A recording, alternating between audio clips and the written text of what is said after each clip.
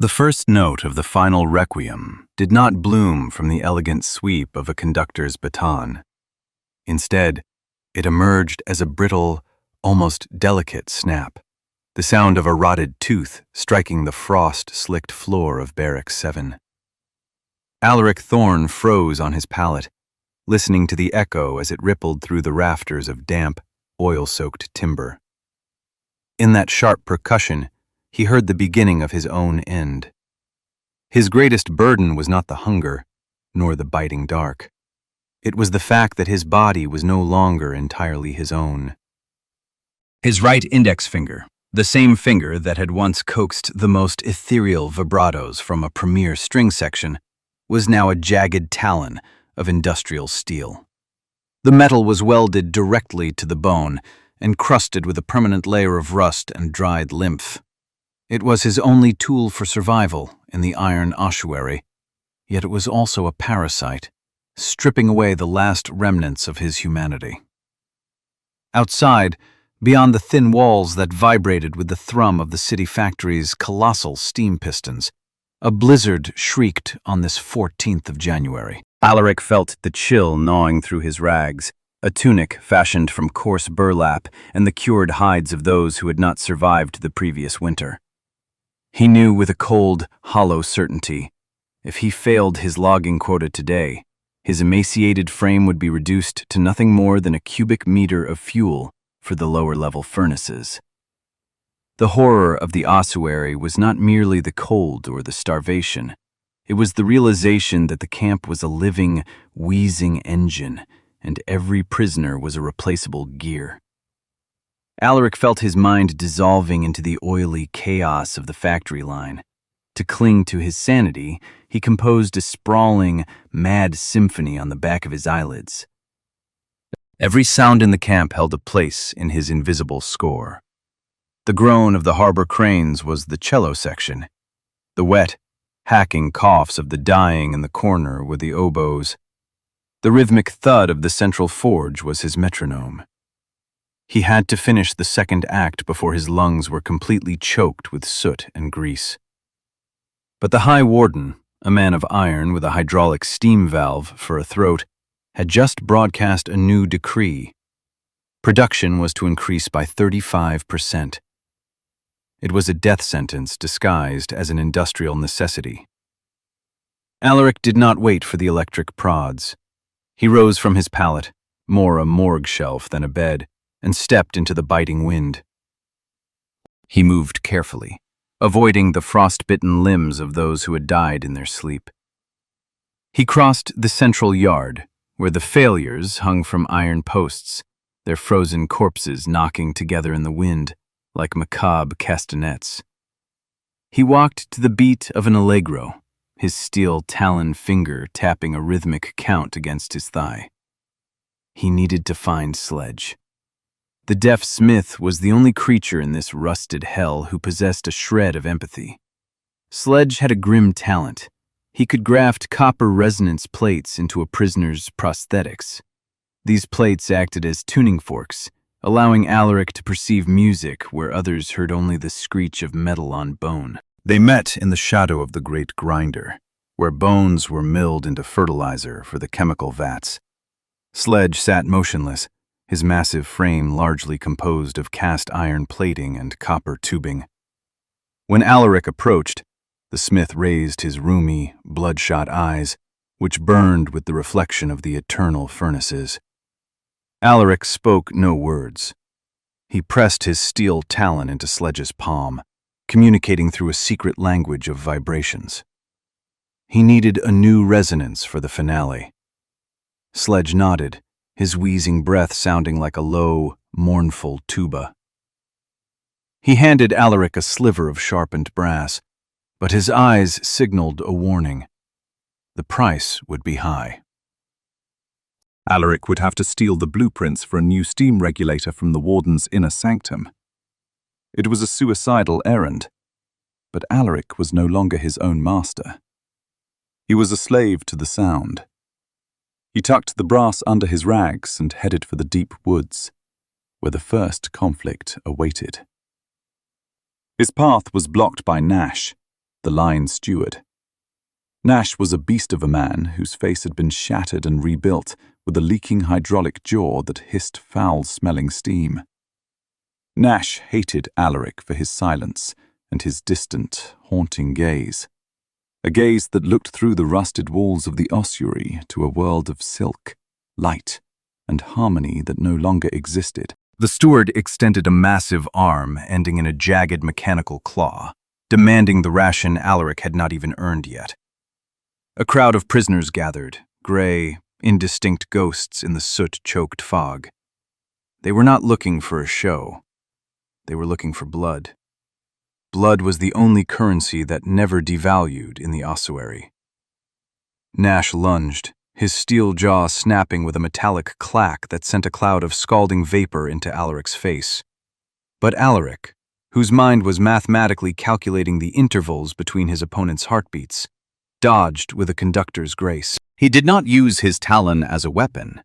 He used it as a baton, directing Nash's own momentum against him as if leading a brass crescendo. The fight was frantic and filthy.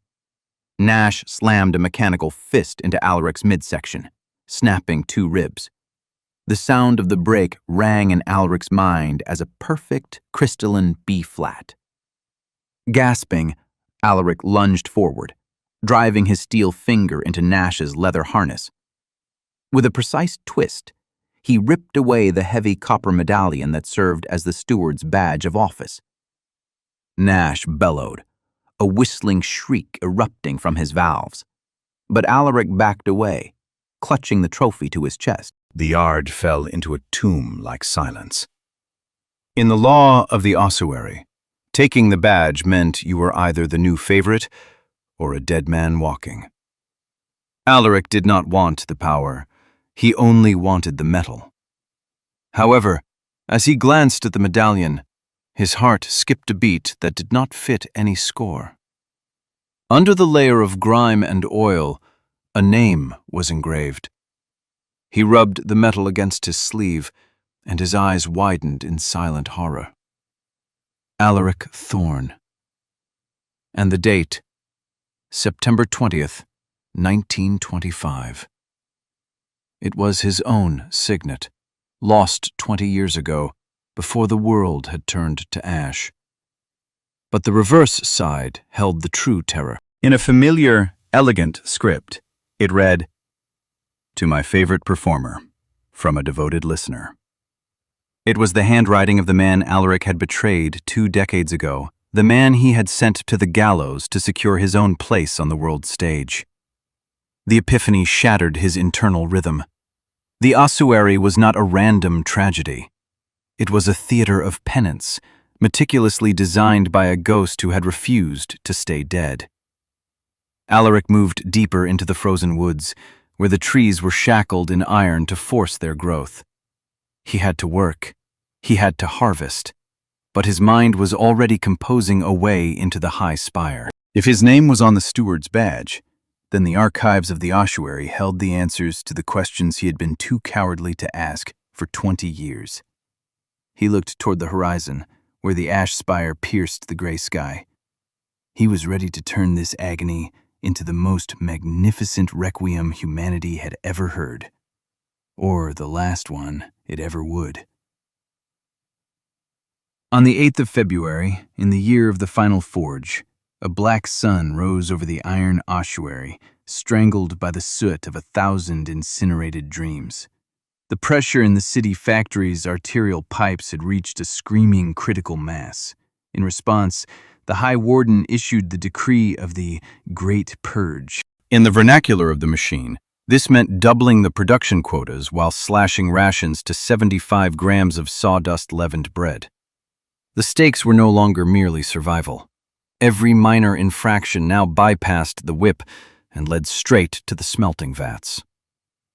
Alaric Thorne felt the symphony within him begin to shudder, shifting from a structured requiem into a discordant roar of impending catastrophe. His steel index finger throbbed with a rhythmic heat, and as he stood for the morning roll call, he heard a new, terrifying timbre. The central heating pipes were no longer humming. They were whispering.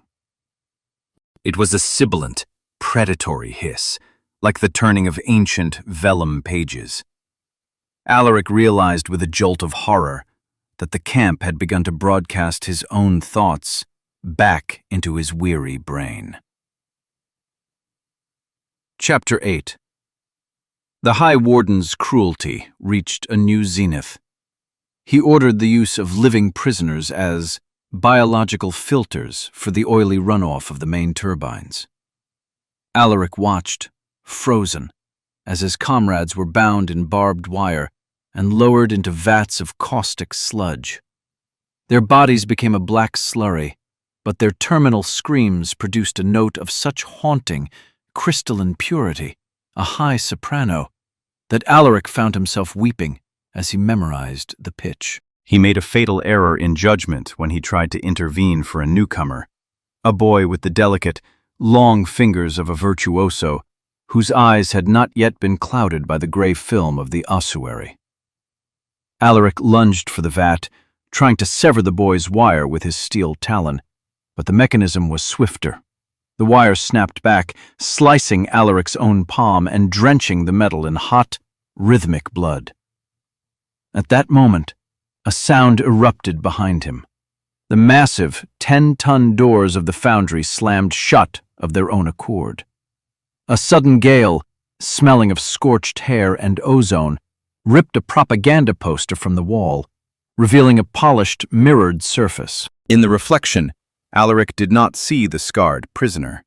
He saw the proud, arrogant conductor he had been 20 years ago. The guard dogs on the perimeter towers fell silent in an instant, and in that vacuum of sound, Alaric heard it, the rhythmic, subterranean thud of a metronome pulsing beneath the earth. He struggled in vain against the mounting pressure. Sledge, the deaf smith, cornered him in the shadows and signed with frantic, heavy motions. He had 48 hours to finish the score. If the finale was not ready by the time the boilers reached peak pressure, the Iron Ossuary would simply detonate, burying the butchers and the lambs alike. Alaric retreated to a dark corner of the barracks, but the shadows on the walls began to dance in time with his pulse. The surprises of the camp grew more sinister. The water in his tin cup turned to rancid oil. The horsehair in his palate began to extrude needle-sharp steel wires that sought his skin. It seemed the very fabric of reality was hardening into a single, hostile engine that intended to use his music as lubricant for its gears. The second great conflict occurred in the narrow labyrinth of the steam collectors, where Alaric had ventured to find the source of the metronome's beat. There, he was ambushed by the Keeper of Grease, a creature that had once been a man, now a bloated mass of flesh fused into a network of brass pipes. The Keeper did not use blades. He fired jets of pressurized, scalding oil and whipped long serpentine hoses tipped with copper stingers. The arena was a death trap. The floor was a slick of grease. The air was a fog of boiling steam, and every wall hummed with lethal heat. Alaric fought in the near dark, using his steel finger as a pry bar to jam the Keeper's pressure valves. It was a dance of shadows and screams. Finally, Alaric drove his talon into the Keeper's primary regulator. The creature collapsed, erupting in a fountain of black fluid that smelled, impossibly, of the lavender perfume his wife had worn the night of his last performance. Chapter 11. By the 2,000-word mark of his descent, Alaric knew the faces of his tormentors and the ghosts of his past with equal clarity. He returned to his bunk, his hand still slick with the Keeper's blood, only to find an object that should not exist. A perfectly tailored evening tailcoat, the very one he had worn during his final triumph. Beside it lay a note written in shimmering gold ink. The revelation hit him harder than any cudgel. Sledge, his only ally, was the mute brother of the man Alaric had betrayed 20 years ago. Sledge had never been helping him.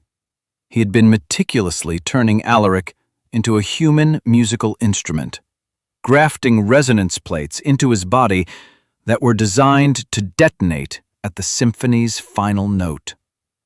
His friend was his architect of execution, and the music was the trigger. Alaric had a plan, but it was born of absolute despair.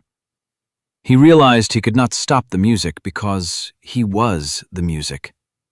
The camp was not a prison. It was a sprawling, subterranean recording studio for the damned, and he was its magnum opus. He knew the master control room was hidden in the womb of the ash spire, and he possessed the jagged keys of his own suffering to unlock it. He looked at his hands, where the metal had almost entirely consumed the flesh, and smiled a broken, jagged smile.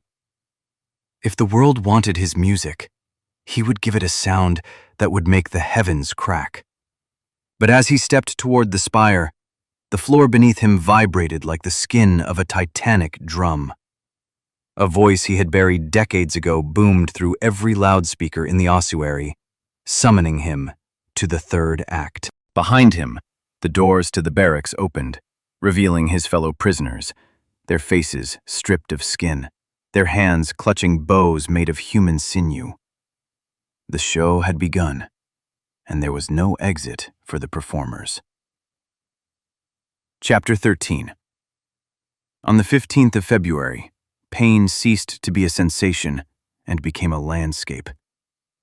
Alaric felt every joint in his body as a rusted hinge in a vast machine grinding toward its final halt. He had not slept in 72 hours, and every time his eyes closed, the score burned behind his eyelids with a phosphoric light.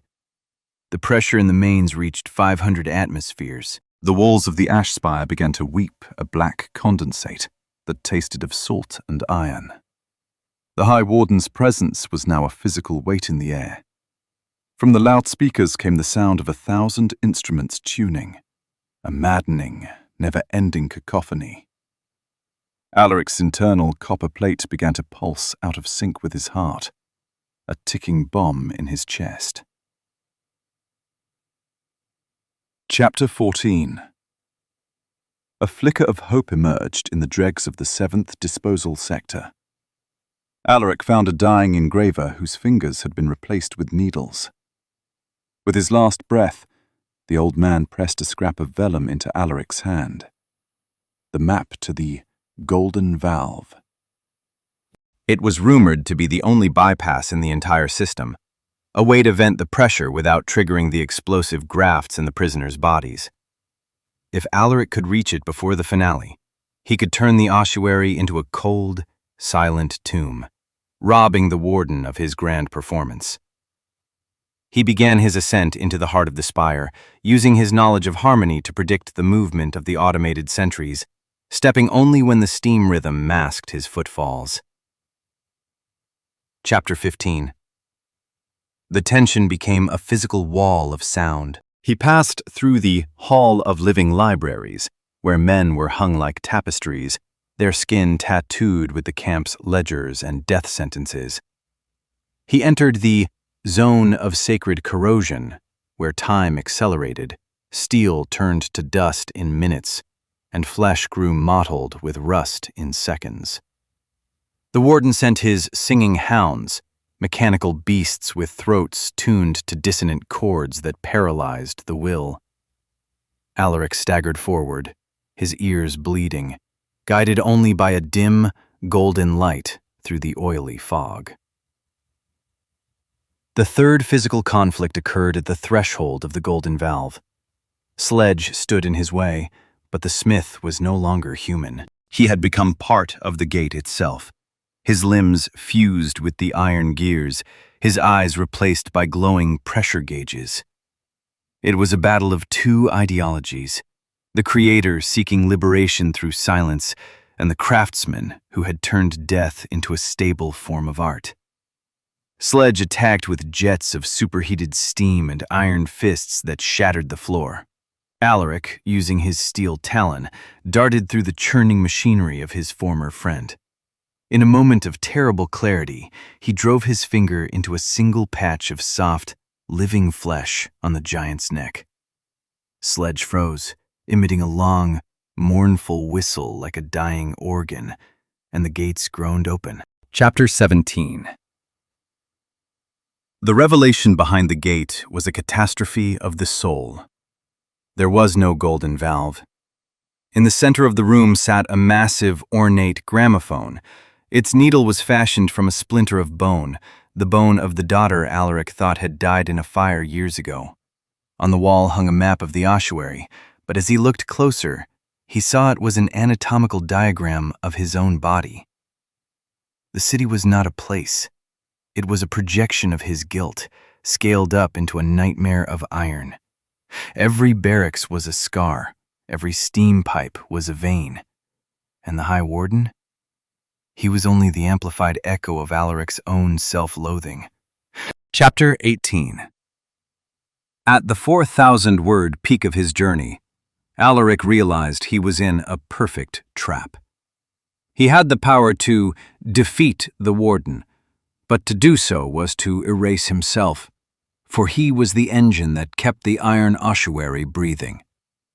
Hope was the bait, Sledge was the hook, and the music was the fuel.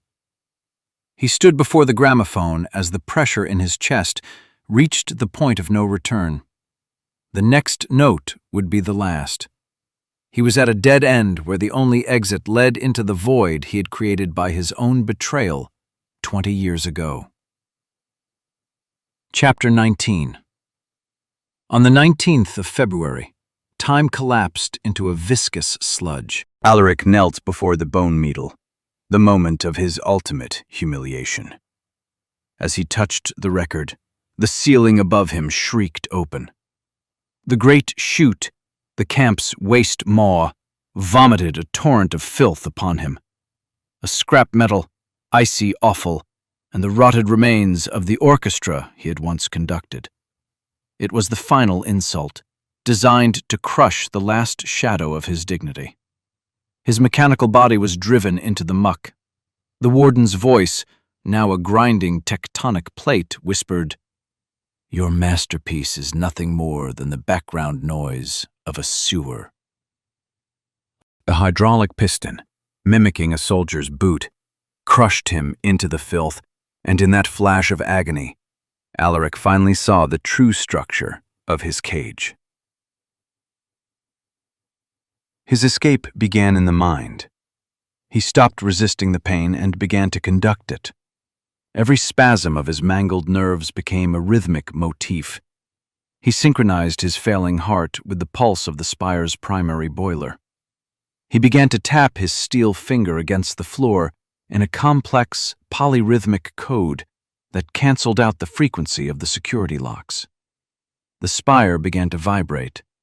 Gauges shattered as he weaponized the harmony of his own destruction. He was no longer a victim. He was sound incurante. The Iron Ossuary, once his master, now bowed to the invisible baton of his will. The paralysis of fear broke, replaced by the cold, lethal ecstasy of a creator who had found the strength to burn his own house down. Chapter 21. He moved through the collapsing corridors as the mysteries unraveled. He found the archive room, where frozen moments of his life were preserved in glass. He saw his wife and daughter. They were not victims of a fire. They were the architects of this place, the engineers who had built the ossuary as a radical surgery for his soul. His 20 years of torture were a family's desperate attempt to make him feel something other than ambition. The golden valve was a metaphor for forgiveness, and the camp was a clinical intervention. Sledge was not a ghost. He was a mirror of Alaric's own capacity for hard, honest labor. Every lash, every freezing night had been a lesson in the school of humanity. Chapter 22. The final truth waited at the spire's peak. The High Warden's chair turned, and Alaric saw himself, 20 years older, his eyes filled with a weariness that surpassed death. The villain was his own future self, looping time to give his younger shadow a chance to fix the mistake of 1925. The contraband he had carried was his own soul, bought back piece by piece from the machinery. The warden held out a baton made of untarnished silver. The city factory went silent, waiting for the final gesture. Chapter 23. The climax was not a roar, but a command for silence. Alaric raised the silver baton and ordered the Iron Ossuary to cease. The silence that followed was so heavy, it crushed the gears.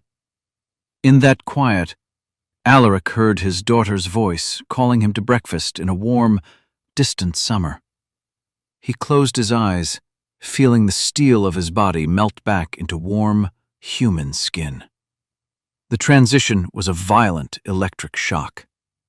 When he opened his eyes, he was standing on the stage of the Great Philharmonic.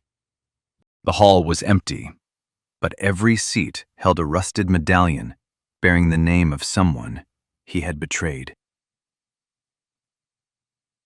Chapter 24. The final chord was a stroke of horror.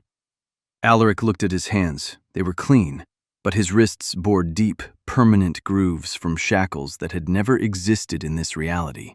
He walked out into the spring sun of 1945. People were laughing, ignorant of the war or the ossuary. «Мтля Eliasa, этот мир больше не был настоящим». He saw a gallows in every lamppost, a dying man's groan in the screech of every tram. He had escaped the camp, but he had brought the ossuary out within him. The true end was this.